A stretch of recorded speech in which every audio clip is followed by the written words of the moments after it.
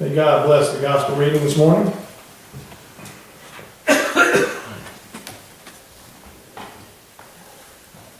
How many of y'all remember the movie Forrest Gump? You seen it?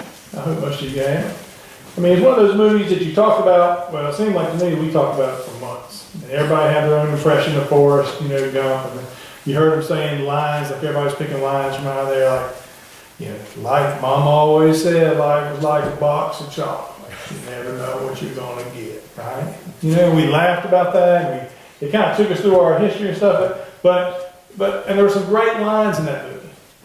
There's some great lines. But the line that always stood out to me was when Forrest was talking to his, well, it would be his future wife, but the girl, Jenny, who had been with him all his life. He said, I'm not a smart man, but I do know what love is. And I would have to argue that if you fully understand love, you are very blessed and very intelligent. There is no question you are a smart man. Because love's confusing, right? It can be confusing at times. And even though we use it all the time, love has often, for years, for centuries, been the centerpiece of poetry, words spoken, songs written, if I start saying, you're going to start singing them in your mind, right? All we need is love. Dun, dun, dun, no, what the world needs now is what?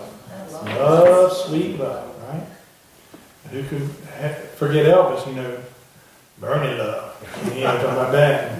And the country folks were, looking for love in all the wrong places. There's love songs written about love all the time. I mean, it's a word we use all the time. As a matter of fact, we use it almost too much, I think. I love my mom's chili. I sure do love the color blue. And kids are like, you love it? Like you want to marry it? Like, what do you mean you love it? Words, sometimes we overuse the word. Like, we really like it a lot, but we don't love, the color blue. I like blue. It's a good color. But I don't love it. I want to marry it. But it's kind of, it's just kind of confusing. It's an emotion, right? And it's one of those things that sometimes we don't know how to express. And I talked to my coworkers this week, and I was kind of preparing for the sermon. I said, how does somebody, if somebody wanted to show you love, what would they do for you? How would they do that? How would you have them show you love? And personally, I was really thinking this is what was going to happen. They say, well, they buy me a diamond ring, or a car, or a house, or take me on a vacation. Those are the answers I was expecting. I didn't get one of those. What? All the answers I got seemed to almost fit into the 5 languages of love. You ever heard of that? Anybody ever heard of that? 5 love languages? Familiar with that? By Gary Chapman. Where he talks about we all experience love in a different way. Different things speak to us. One of the things that they talked about was words of affirmation. People want to be appreciated. Right?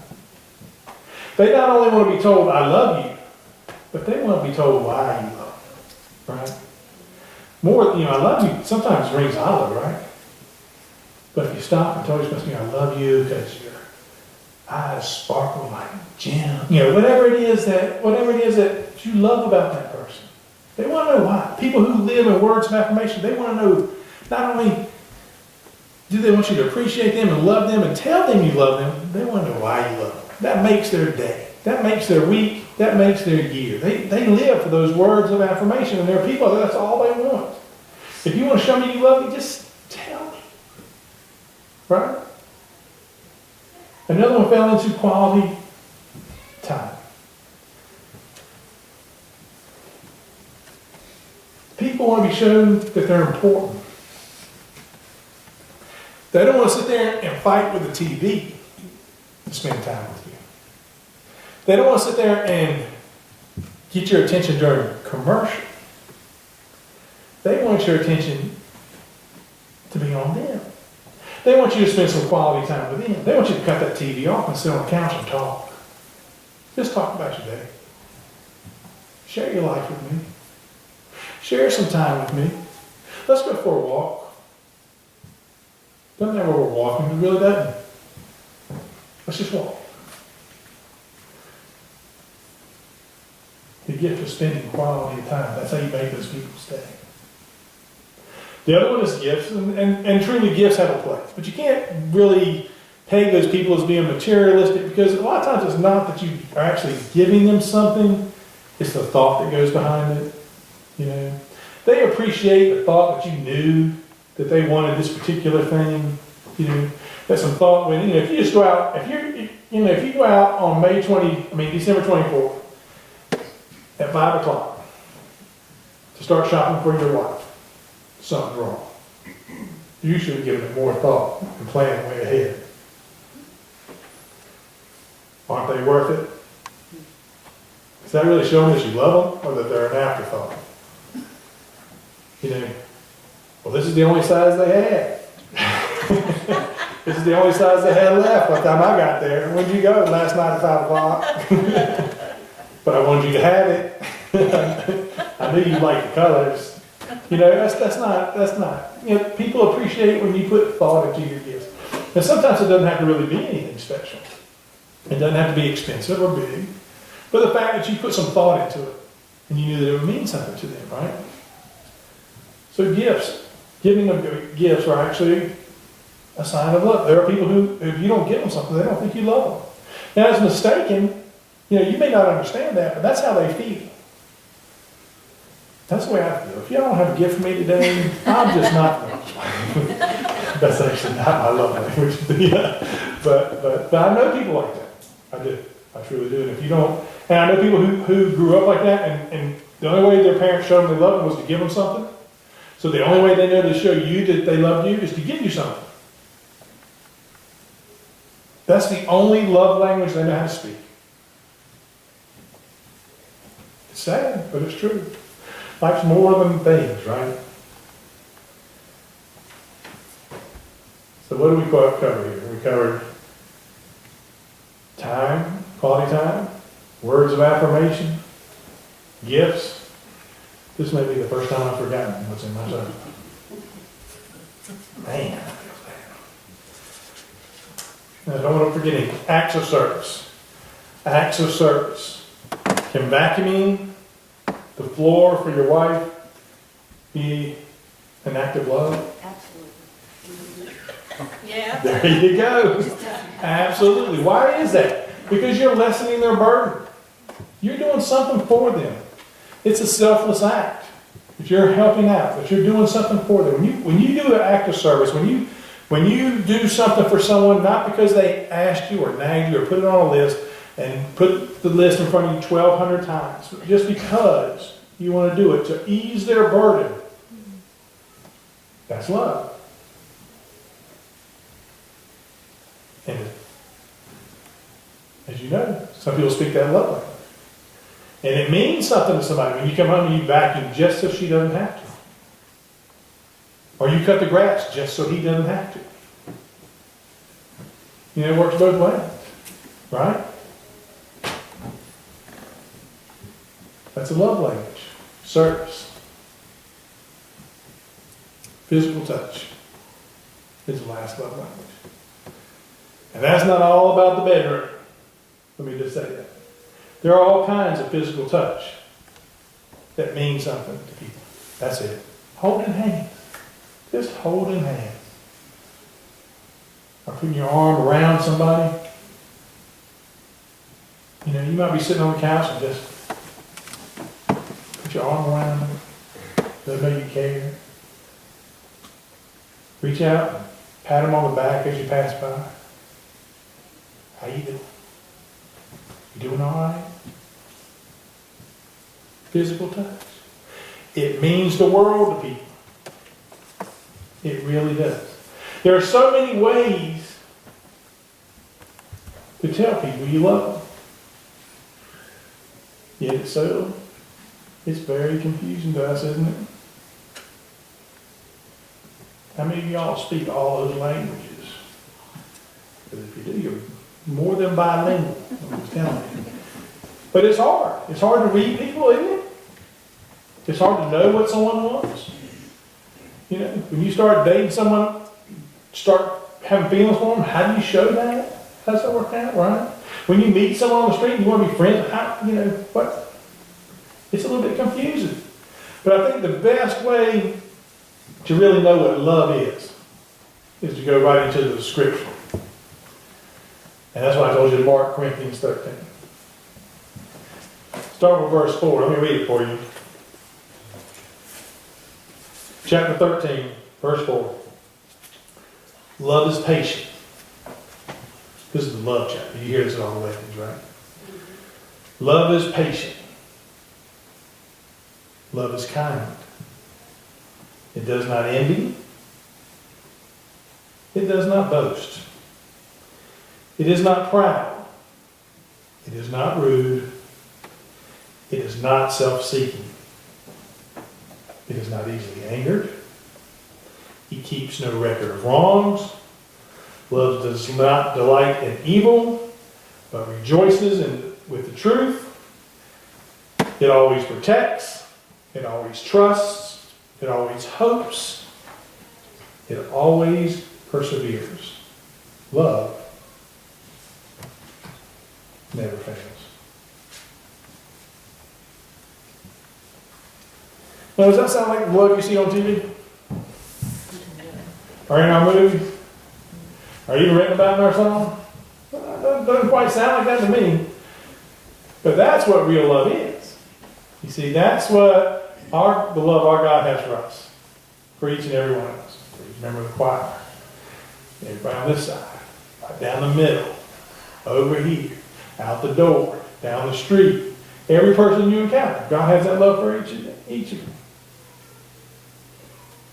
And we are called to have that love as well. That's not easy, is it? I mean, did you hear those words? Did you hear what I said? I mean, that's not easy. That's a tall order. I mean, what'd you say? I mean, you think about it. Love is patient. Really? Seriously? Even when they get on my nerves, love is patient. I mean, I love my wife, but sometimes, you know, my patience gets thin, right? Love is patient. Love is patient. Let me tell you. Love means sometimes you take the long road and not the short road. Love is patient. Love perseveres. Love knows it's a long journey. There's going to be some bumps. There's going to be some times that you're not going to know why. So there's going to be times you're going to be just downright frustrated. But love is patient. Love is patient. Love is kind. Are you kind? Are you kind to other people? Just in general. Are you kind? Are you a giver? Do you give yourself to others? Do you go out of your way? How many of you men still open the door? I'm going to ask the same question next week. I expect a different response. Well, we have different vehicles. She got her vehicle. No, I don't excuses. I don't excuses. There's all kinds of doors. There's doors to the church. There's doors to your homes. There's doors to the restaurant. There's doors to the car. I mean, you still open the door. You should be opening the door. That's act of kindness, right? Act suggestion, right? How does that say? It means I respect you. I love you. I want to do this for you. It don't have nothing to do with women's live. It doesn't have to do with women's independence or her ability to open up her own door. I have no doubt my wife could open up her own door if she wanted to. But if we go to a store or wherever we go, I open the door for her. There you go, you do that. But it's not hard. That's just random cat. It's just small kindness. Why do you do it? Because you care. There are all kinds of things we can do to show people we care. Kindness. Right? But is that the world we live in? Is that what we see in our movies and our stories that we read, those novels? How many of y'all read? I don't read. How many of y'all read? I read the Bible. It's not as much as I can read. But that's it. I'm such a slow reader. It'd take me a year to read a paperback. I mean, little comic books probably could get. But you know, that's not what you see in love stories, is it? or soap operas. I'm not even going to ask who watches soap operas. I don't even want to know. But you see so much stuff in there. My goodness, if that is really a reflection of the world, we're in sad shape. Everybody's sleeping with somebody, something, whatever. They're going here and there, and it's just that's not love. That's lust. That's a whole different subject. That's love. That's not love. But God loves each of us. And not that kind of love. He loves us in that pure, unselfish, giving love. That sacrificial love that sent His Son to live and die for us. That's love right there. Let me tell you what, being a father, I can tell you, that's love. And not just for you or you or you, that's for everybody. And we're meant to share that. That is this tremendous gift that we know about. That is this tremendous gift that God's given us, and as Christians, we know about it. We know about that love. We appreciate that love. We know that Jesus was the epitome of love. God is love. Jesus didn't do the things He had to do because He had to do them. He did them because He wanted to do them. When they stuck that spear in His side, that was love. When they nailed Him to that cross, He did that out of love. He allowed that to happen. When they put that thorn or crowns on His head, He did that out of love. You see, He didn't have to let that happen. He could have called angels down and He could have ended that really quickly. But He didn't. He didn't because He loved you. That's right. Greater love has no man than this, that He's laid down His life. And that's exactly right. That is love, my friends. That is the love that God exemplifies. That sacrificial love, that giving love, that love that says, I'm going to do for you not because I have to, but because I want to. That's love. Love never is compelled to do something because there's a list. Love is compelled to do something because I know it makes you happy. I know it's good for us. I know it needs to be done. We have opportunities to share God's love all over the place, and so seldom do we do it. I'm really shocked. It's almost like we're afraid if we give away some of that piece of paper like I showed Aubrey today, we'll be afraid we're going to lose one of those corners. There's not going to be enough for us. I keep giving it away. There's not going to be enough love left for me. When in fact, when we give God's love away, it multiplies. It's contagious. It's like throwing a rock in a pond and you watch the ripples. They start off small, but as they get near the shoreline, what happens? They have expanded way out. Right? You ever done that? Throw a rock in a pond one time, just watch the ripples. Right where you throw it, it's a small little circle. But as it comes towards the shoreline, the circle gets bigger and bigger and bigger. That's how God's love is. When you give it, He gets bigger and bigger. You're bigger and closer to God for giving it. And the person you encounter, no matter who they are, is better off for having received it. I remember the story of a young boy who had just gotten saved. And he was sitting on a bench outside the church with his man. He goes, "Mister, you need to be saved?" I said, "Son, I've been a deacon in this church for 30 years. And I've been the chairman of the deacons for the last 15. And the boy looked up and said, "Mister, it don't matter what you've done. Jesus can save you anyway." It doesn't matter what we've done. Good or bad. We do a lot of good things. Sometimes we do things that, kind of iffy. And we worry about it. But God's love is enough to encompass all that. His love is big enough for that. It's big enough for the bad days and the good days. That's the kind of love we need to have. When we encounter other people, we need to start doing random acts of kindness. Just do something for somebody just because. See how it makes you feel. I've been blessed so many times in my life just because somebody somewhere, got that message and just did something for me. I didn't ask for it, didn't know it was coming, and they blessed me in so many ways, and it's just, and I look back and I know God must have laid that on their heart to do it, to bless me in the ways they did, and I'm just so thankful, and because they blessed me, that I bless other people today, because I got it. They helped me to get it. You know, it wasn't about they did it because they expected me to give them something back, or they expected me to repay something for me, or to do anything in repercussion. As a matter of fact, the greatest gifts that I've ever received have been anonymous. And I love to give things anonymous. There's nothing like it. And you hear people talking about, I got this thing. Somebody put this in my locker, and I don't know, and just, wow, that's great. That's super. I'm happy for you. And they don't know you're the one who put it there. That's good stuff. I'm going to tell you what. And you just smiling inside all the time. That's good. I'm just glad you have it. I'm just glad that it did something for you. But somebody did something for me like that. Something like that for me at one point in my life, and it made me happy. It made me realize that, the world's a little crazy. And the world's a little messed up. But God's in control.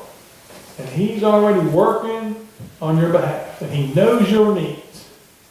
And it may not come out the way you want it to. But it's surely going to come out like it's supposed to.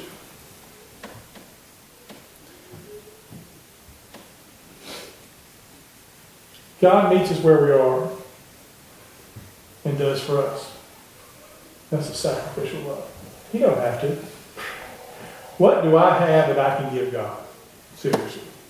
If I were to drop dead right here, right now, next week there will be somebody else up here preaching His word. So He doesn't need me for that. I love doing it. Don't get me wrong. I'm hoping I can get through the sermon.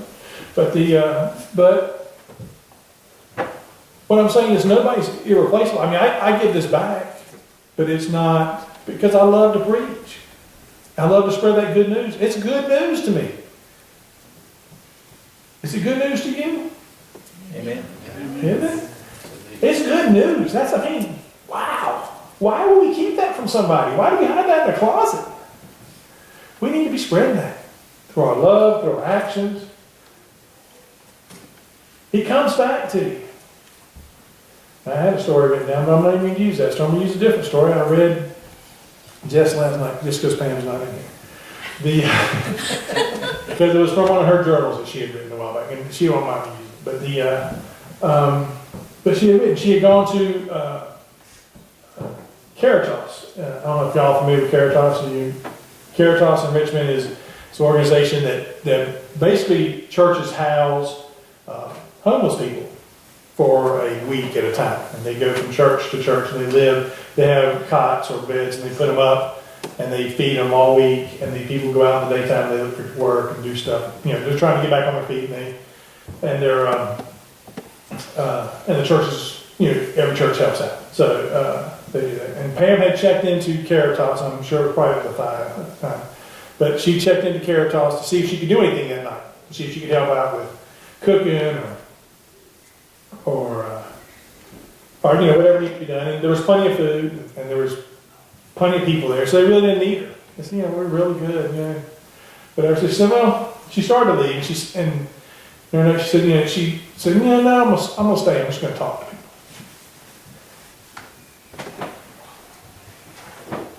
And she went and she talked to this woman who was sitting by herself, and started to hear the woman's story. And the woman had a job at one time and had worked for a while and had been had a son, and then medical issues came up, and she lost everything. She lost her home. She lost her job.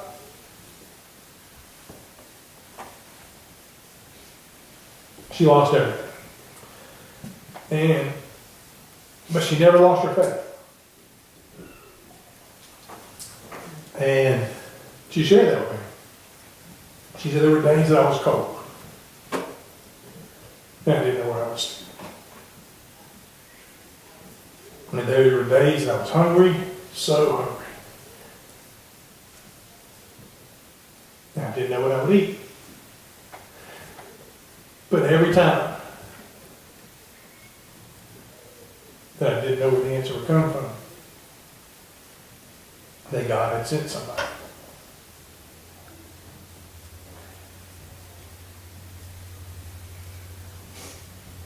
To meet her needs. And that she was still homeless. But she had a warm place to stay. She still got fed. And that God had blessed her in so many ways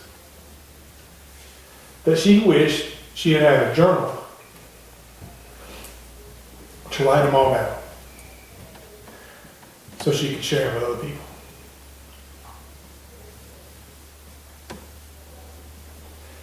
Well, Pam left there, and then God laid upon her heart to go buy a journal for that lady. So she went, she bought a journal, and she dropped it back by the church for that lady. And the next day, she went to Caritas. Caritas is all week thing. And she met the lady. The lady was so thankful for that journal. That she, you would think that you had given her a car or a home. She was so thankful. There was what Pam didn't know was the day before was her birthday.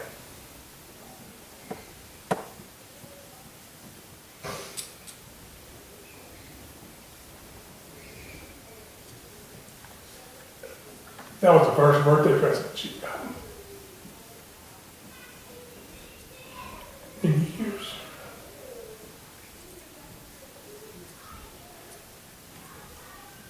How do you think that felt?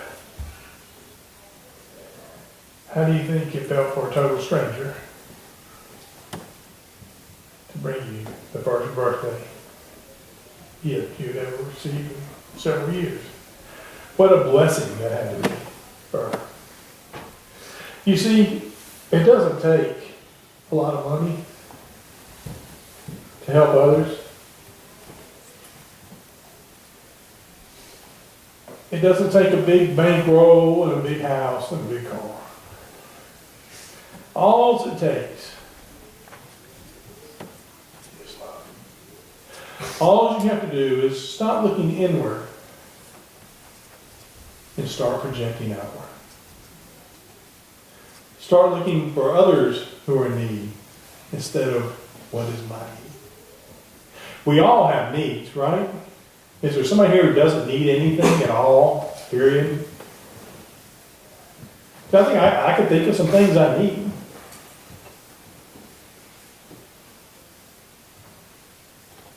But I don't know if I need them as bad as that lady needed that journal.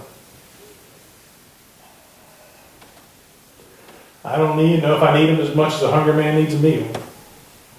Or someone out in the cold needs a place to stay. Because I'm so thankful that in my life, I've never experienced that. But I know those who have. And it's a tough place to be. I can only imagine how forgotten they must feel.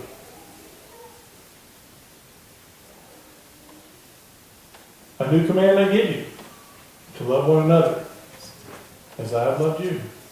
That sacrificial giving love. You know, love is a choice. You choose whether you love somebody or not. You don't fall into it. I don't believe that. You don't fall out of it. I don't believe that either. You may choose to be in love with someone. You may choose not to be in love with someone. But it's a choice. It is strictly a choice. And it's a choice that requires action. Whether it's showing someone that's close to you that you love them, or a total stranger that you love them. It's easy to love those that are close to you. It's easy for me to love them. That's easy. It's easy for me to love my children. That's simple. That's a no-brainer. It's easy for me to love my mom and my sisters and their children. That's easy. That's a piece of cake. But what about the most other people? What about that panhandler on the corner? How easy is it for me to love him? What about that mother who leaves her child in the car while she goes and prostitutes herself so she can earn some drug money? It's not as easy to love her. What about those two young men that blew up, caused those explosions in Boston? Really not easy to love them.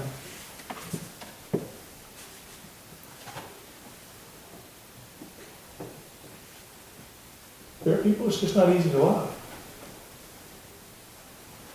But God doesn't say love some of the people. He doesn't say it's a suggestion. Let me suggest to you that you might want to care about other people. That's not what he said.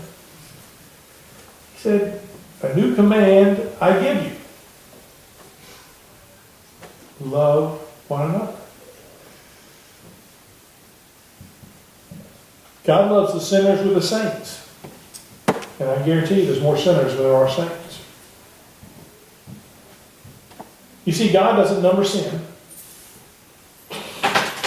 It's all sin. You either hit the mark or you don't hit the mark. Sin means you missed the mark of what God intended. You're either hitting it or you're missing it. Real simple, right? You know, there's I came close. You know, if you were shooting a gun at a target and you were trying to hit the bullseye and you hit the outer circle, I came close. I would have winged him if it had been a real person. Right? You know? But did you hit the bullseye or you didn't hit it? Right? Did you hit it or not? It's real simple. Did you hit it or not? Because if you didn't hit it, then you sin. It's real simple. Well, I mean, I didn't really cheat. We never really, we just went out. Like, you know, we just meet. We didn't actually have sex or anything. Did you miss the mark? Or hit the mark? You sinned. You missed the mark. That's not what God intended. That's not what God intended. It's really simple. Now the good news is, somebody's already paid for your mistake. The bad news is, you did sin. We did miss the mark. And we have to remember that when we see other people who sin. When they miss the mark, when that mother is prostituting herself out for drugs, that's, man, just, whoa, you know what? But we're all sinners. I've made my mistakes in my life too. I'd like to sit up here and say, I'm a perfect person. I don't know any perfect people. I'm sorry, I don't. I don't. I know some really good people, but I don't know any perfect people. And I'm sure we've all, at some point in our life, made some mistakes. Had some actions that we wish we could get back. Right? Done some things, woke up some places, acted a fool. We wish we could go back and redo it. I'd like to take that chapter out of my life. If somebody was writing my biography. But that was a good one. Can we just skip to chapter 4? 3 wasn't real good. But you know, it doesn't happen that way. We lived it. We made a choice. Right? Good choice, bad choice. We made a choice. And it's brought us where we are. But my point behind saying that isn't to sit here and condemn you and say, well, you're all terrible people, and oh, we're all bad. Because you already know that. You're all terrible. You know it. And I don't have to tell it to you. But I'm just kidding. You like that? It's not to tell you that, but it's to say that, keep that in mind when you see somebody else who's fallen a little short. That sin is sin. And God loves the sinner. As a matter of fact, look, Jesus spent most of his time with sinners when he was down here. He spent most of his time with the outcasts, the unpopular people, the people nobody would want to be around, people who wouldn't want to touch. Look at that. The person got leprosy, get away from me. Get off. Go. I don't want, you know. He loves us all, regardless of our shortcomings, regardless of who we are, what we've done. He knows you. You don't have to tell me what you've done. I don't care. He knows you. That's what's important. The important thing is, do you know him? And you know what he expects. Because it's an expectation. A commandment is an expectation. Not a suggestion. He expects you to love people, and they will know you're his follower by your love, by the love you share for each other, you share in this room, and when you go out those doors. It's probably real easy to love everybody in this room. I do. I think everybody's great. But when you go out those doors, sometimes it's hard to love those other people. Right? I said I don't read often, and I don't. Probably because I'm a slow reader. But I want to end today's service. I want to read you a little bit out of a book. It's not much. I want to read you a little bit out of a book, A Love Worth Giving by Max Lucado. Maybe you've read that. Read it before yourself, but I just felt like it kind of summed a lot of things up. So I'm just going to, you'll just bear with me. Why did Jesus do that? There was only one answer. And that one answer has the word love. And the love of Christ bears all things, believes all things, hopes all things, endures all things. Think about that for a moment. Drink that in for a moment. Drink it deeply. Don't just take a little sip or a nip. It's time for a go. It's time to let his love cover all things in your life. All secrets, all hurts, all hours of evil, minutes of worry, all of it. The morning you awoke in a bed with a stranger, his love will cover that. The years you peddled prejudice and pride, his love will cover that too. Every promise broken, drug taken, penny stolen, every crossword, cuss word, and harsh word, his love covers all that too. Let it. Discover with the psalmist, he loads me with love and mercy. That's Psalm 103:4. Picture that. He loads me with love. Picture a giant dump truck. And you're standing behind it. And it's filled with love. And it slowly goes back. And as it does, all that love pours over you. So you're totally surrounded with nothing but love.